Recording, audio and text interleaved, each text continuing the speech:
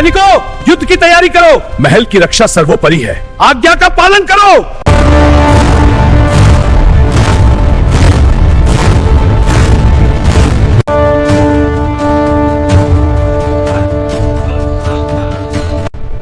मगध साम्राज्य का दूसरा वंश, शिशुनाग वंश।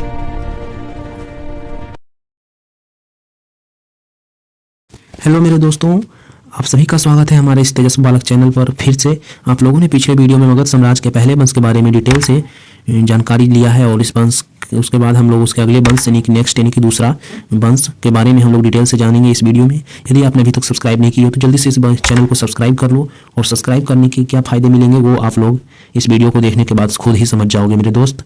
और तो आइए वीडियो को स्टार्ट करते हैं बिना बकवास किए हुए। मेरे दोस्तों, इस वंश के बारे में हम लोग पढ़ेंगे। उस वंश का नाम है मेरे दोस्तों शिशुनाग वंश। जी हाँ, जो कि मगध साम्राज्य का दूसरा वंश है, शिशुनाग वंश। शिशुनाग वंश जिसका संस्थापक थे शिशुनाग।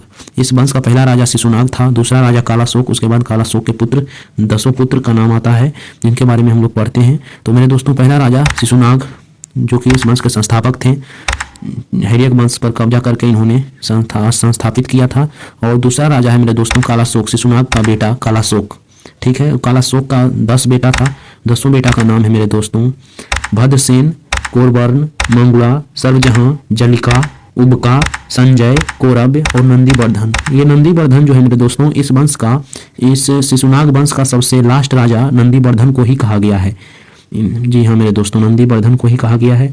और ये सभी 10 पुत्र जो थे कालाशोक का, ये सभी बारी बारी बारी से राज किए कुछ कुछ समय तक, जिनके बारे में उतना उल्लेख नहीं मिलता है। मेन रूप से हमें पढ़ना है शिशुनाग और कालाशोक के बारे में, जिन्होंने कई सारे महान महान काम किए हैं, जिससे इनका नाम अधिक हाईलाइटेड है इतिहास में, और उनके बारे में हम लोग जानते हैं। तो मेरे दोस्तों, शिशुनाग जो थे इस वंश का संस्थापना किए थे इस वंश का 413 ईसा पूर्व से लेकर 495 ईसा पूर्व तक। ठीक है, ये राज किए थे इस वंश पर।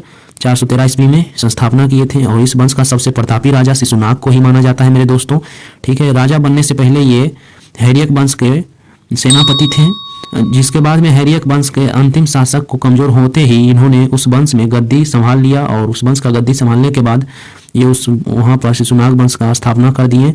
शिशुनाग के जीवन का सबसे रोचक घटना है, उस घटना का नाम है अवंती के राज्य पर जीत। अवंती के राज्य पर जीत, वह जी हाँ मेरे दोस्तों वही अवंती जिसे राजा चंद्रघोष जिसके राजा चंद्रघोष के इलाज के लिए बिम्सार ने अपने चिकित्सक जीवक को भेजा था। हैर्यक वंश का राजा बिम्सार ने अपने चिकित्सक जीवक को उसके इलाज के लिए भेजा था, और बिम्सार ने दोस्ती के बहाने इस वंश पर कब्जा करने का सोचा, लेकिन बात नहीं बन पाया मेरे दोस्तों।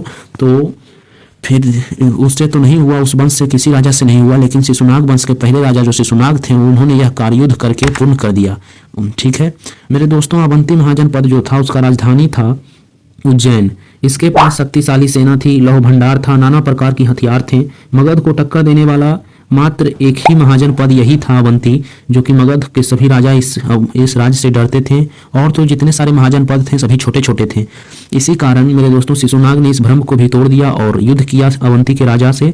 ठीक है, अवंती के राजा से युद्ध करके और उस राजा को हराकर उस राज पर शासन किए। और मेरे दोस्तों, शिशुनाग ने अपने पाटलिपुत्र से राजधानी को बदल करके उसके अवंती राज के राजधानी उज्जैन कर लिया, अपना राजधानी उज्जैन बना लिया, क्योंकि वहाँ से अवंती के जो शासन काल में अवंती का जो क्षेत्र था उस पर शासन करने में थोड़ा आसानी मिला, और इसीलिए उन्होंने उज्जैन को अपना राजधानी बना लिया, पटना से बदलकर उज्जैन कर लिया।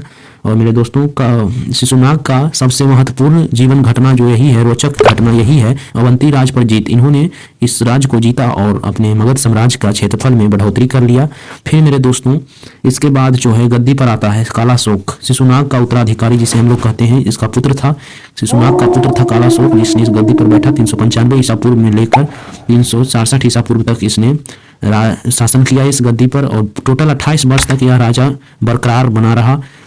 मेरे दोस्तों इसे काकवर्ण के नाम से भी जाना जाता है। जी हाँ, कालाशोक का नाम काकवर्ण भी कह सकते हैं, क्योंकि यह कौवे की समान एकदम पूरा काला था मेरे दोस्तों। इसका रंग जो था सकल का पूरा काला था, कलुआ बिलुआ के नाम से जाना जाता था।